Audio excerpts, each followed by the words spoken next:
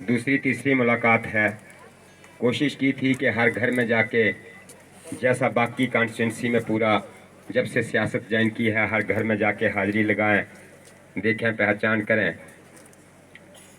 उसी सिलसिले के तहत लौंग में भी हर घर में जाने का मेरा और मेरे साथियों का जो प्रयास था, जो कोशिश थी, उसमें हमने, मुझे नहीं लगता कि कोई घर छोड़ा होगा। फिर भी कुछ रह गए होंगे तो सबसे पहले उनसे माजरत चाहेंगे, क्योंकि जब से सियासत ज्वाइन की है तब से लगातार 6-7 महीना से चल रहे हैं।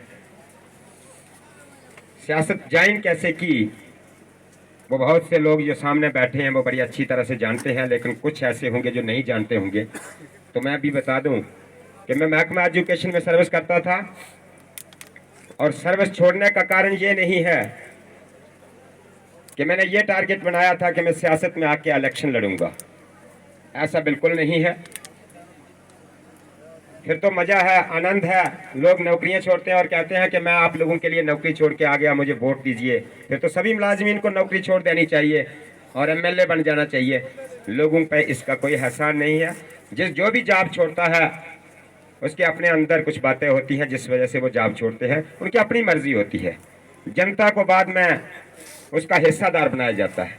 मैंने जो जॉब क्विट की थी, नौकरी छोड़ी थी, उसमें यह मकसद नहीं था कि मैं सियासत में जाके इलेक्शन लड़ूं या एमएलए बनूं। मेरा मकसद था, एक एनजीओ के जरिए सोशल सर्विसेज दे रहे थे, एक ट्रस्ट बनाया हुआ है जिसके जरिए से सोशल सर्विसेज दे रहे थे, और सोशल सर्विसेज देते हुए इतना आनंद आने लगा कि इसके लिए मुझे ज्यादा टाइम देना चाहिए। और अगर मैं उस संस्था में रहते हुए ज्यादा काम उस साइड दे देता तो फिर स्कूल के साथ बेइंसाफी हो जाती। दूसरा, मुझे एक आदत थी, बहुत सी चीजें जो अच्छी नहीं लगती थी उनको अपने अंदर दबा के रखना पड़ता था। नौकरी के कारण जो लगाम लगी होती थी, हर प्लेटफॉर्म पे मैं बोल नहीं सकता था। इसलिए ये फैसला किया कि इस जॉब को किट किया जाए, क्योंकि घर में कोई ऐसी दिक्कत नहीं थी कि मेरी नौकरी छोड़ने की वजह से मेरे परिवार या मेरे बच्चे को किसी किस्म की प्रॉब्लम होगी। इसलिए मैंने नौकरी छोड़ दी। उनका गुजारा काफ़ी था, वो अपने लिए कर लेते हैं। नौकरी छोड़ी और सोशल सर्विसेज में ज़्यादा टाइम देने का फैसला लिया। सोशल सर्विसेज आप अच्छी तरह से जानते हैं कि 2008 से एक ट्रस्ट बनाया हुआ है, और उस ट्रस्ट के लिए भी बहुत से लोग ऐसे हैं जो गलत प्रचार करते हैं, इसलिए उसका भी जिक्र करना यहाँ मुनासिब समझूंगा। 2008 में एक ट्रस्ट बनाया, कमेटी बनाई, मां चंडी वेलफेयर ट्रस्ट। मां चंडी वेलफेयर ट्रस्ट में यात्रियों को सुविधा देने के लिए बनाया गया था, लेकिन यूं ही उस वहां परिवार बढ़ा तो उसके जरिए से, उस ट्रस्ट के माध्यम से सबसे पहले यह फैसला किया गया कि बुजुर्गों के लिए कुछ और किया जाए। तो बुजुर्गों को सर्विसेज देने के लिए सबसे पहला काम शुरू किया कि उनको जरूरत है आंखों का इलाज करवाया जाए, जिनको नजर की दिक्कत है, बीनाई की दिक्कत है। तो सबसे पहले बुजुर्गों को ये दूर दराज के इलाका जात से लेकर के जब डॉक्टर सतीश गुप्ता जी के पास गए, तो गुप्ता जी ने, जो हमारे साथ हमारे ट्रस्ट के सेवक वहां गए हुए थे, उनकी सर्विसेज को देख के कहा कि मुझे मदर टेरेसा की याद आ गई। अपने बुजुर्गों के साथ हाथ लगाने के लिए भी आजकल यूथ जो है वो नाक चढ़ा लेता है, लेकिन जो सर्विसेज, जो सेवक यहाँ आके दे रहे हैं, और जिस खुशी के साथ जो उनके चेहरे पे खुशी है, मुझे भी इस ट्रस्ट का पार्ट बना लो, वो भी उसका हिस्सेदार बन गए। आज तक उसमें 2000 से ज्यादा लोगों की फ्री सर्जरीज की जा चुकी हैं। 10,000 से ज्यादा पेशेंट जो है वो हॉस्पिटल से वापस घर पहुंचाए जा चुके हैं, उनको ट्रीटमेंट इलाज दे करके। इसके अलावा एक और फैसला किया गया, कुछ बेटियों का केस जेरे गौर आया, जिसमें यह पाया गया कि कुछ बेटियां ऐसी हैं जिनके माँ बाप हैं ही नहीं, कोई भाई नहीं है, कोई कमाने वाला नहीं है। तो उसके बाद यह फैसला किया गया कि अगर एक बेटा हो तो कहीं मेहनत मजदूरी करके अपनी शादी का खर्चा पूरा कर सकता है, लेकिन अगर एक बेटी ऐसी है जिसके घर में कमाने वाला नहीं है तो वो मेहनत मजदूरी दिहाड़ी पे लग के अपनी शादी का खर्चा नहीं कर सकती है। इसलिए ये फैसला किया गया कि ऐसी बेटियां जिनके घर में माँ बाप बिल्कुल गरीब हैं या हैं ही नहीं, उनकी शादियां भी ट्रस्ट के द्वारा की जाने लगी। ये काम भी चल रहा था। इसके अलावा बेटियां कुछ पढ़ रही हैं, उनको भी एडमिशन दे रखी है, वो भी चल रहा था। लेकिन ये ट्रस्ट इसलिए नहीं बनाया गया था कि इस ट्रस्ट के माध्यम से कल को हम कहेंगे कि वोट दीजिए, इलेक्शन लड़ाइए और जिनके ऑपरेशन किए हैं वो या उनके रिश्तेदार वोट करें। मैंने जिस दिन सियासत ज्वाइन की थी सबसे पहला काम मैंने यही किया था कि कोई भी ट्रस्ट का सेवक इंडिपेंडेंट है, जिसकी भी से सपोर्ट करनी है वो करे, कोई दिक्कत नहीं है, कोई बंधन नहीं है किसी के लिए। इसके अलावा मैं हर जगह इस बात का जिक्र करता हूं कि अगर किसी के घर में किसी माता या बुजुर्ग का किसी का ऑपरेशन हुआ है, सर्जरी हुई है, तो उसको अगर कोई कहे कि मास्टर जी को वोट कीजिए, कोई जरूरत नहीं है। जिनकी आंख का ऑपरेशन हुआ है वो इंडिपेंडेंट है, आजाद हैं, जिस किसी को उनका दिल करे वो उसको वोट कर सकते हैं। मैं हर जगह ये कहता हूं क्योंकि जिस वक्त किसी की आंख की पट्टी खुलती है, ऑपरेशन किया होता है, वो किसी भी धर्म किसी भी जाति को मानने वाला हो, उसके मुंह से अपने आप निकलता है भगवान, रब, भाई, गुरु कुछ भी कहता है वो उसको कहता है इनका भला हो, और वो भला जो है वो पीढ़ी दर पीढ़ी चलता है, नस्ल दर नस्ल चलता है, वो किसी एक के लिए नहीं होता। सेवा करना कहना और करने में बहुत अंतर है, और सेवा में जो आनंद है वो बाकी किसी चीज में नहीं है। मुझे कोई डर नहीं है, मुझे कोई परवाह नहीं है कि मेरी हार होती है या जीत होती है, मुझे वोट कितने मिलते हैं। मैं सेवा के नाते आया हूं, सेवक बन के आया हूं। ज्यादा ताकत देंगे तो ज्यादा काम करूंगा, और कम ताकत देंगे तो मेरी जितना समर्थ है, जितनी मेरी ताकत मेरे अंदर है, मैं अपना एक एक पल जो है उसके लिए, जनता के लिए समर्पित कर दिया है जिस दिन इस सर्विस में आया। लेकिन सियासत में खेल खेले जाते हैं, गेम खेलते हैं लोग, झूठ बोलते हैं।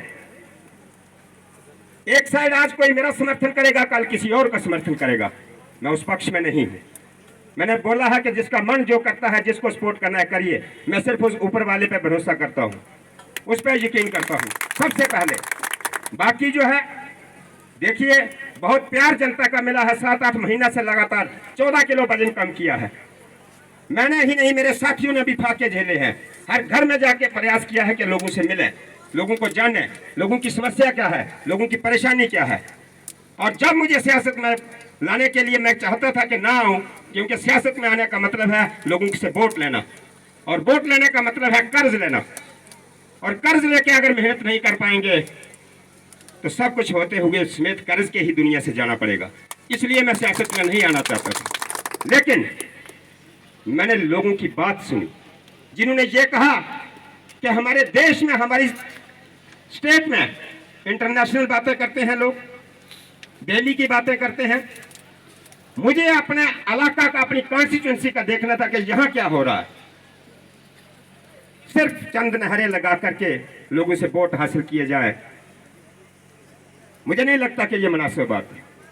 और शॉर्टकट मेथड लगा के किसी को जाति में बांट के या किसी को मस्जिद में बांट के वोट हासिल किए जाए, सियासत की जाए, ये हमारे इलाके के लिए बहुत घातक है और हमारे लोगों के लिए भी घातक है। इसको मैं जो आज कह रहा हूं, ये अगर साबित सच ना हुआ तो फिर तो राजनीति ही छोड़ देंगे हम।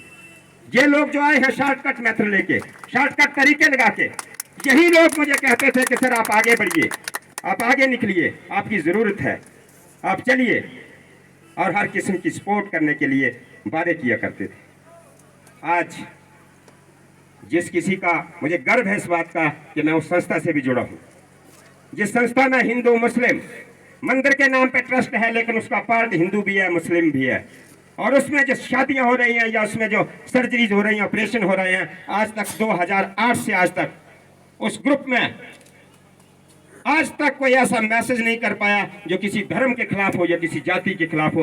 2008 से 2024 तक, नहीं तो आज एक ग्रुप बनाओ दूसरे के खिलाफ बोलना शुरू कर देते।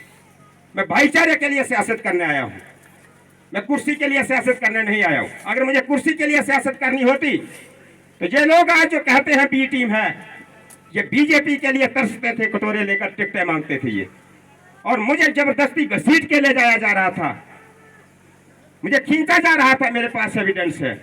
मैंने सियासत उसमें जाने का फैसला ना किया कि नहीं जाऊंगा। और ये मुझे बी टीम कहते हैं जो खुद तरसते रहे और किसी द्वारा प्लाट करके यहाँ इलाका में आके हमें कहें कि आप बी टीम हैं।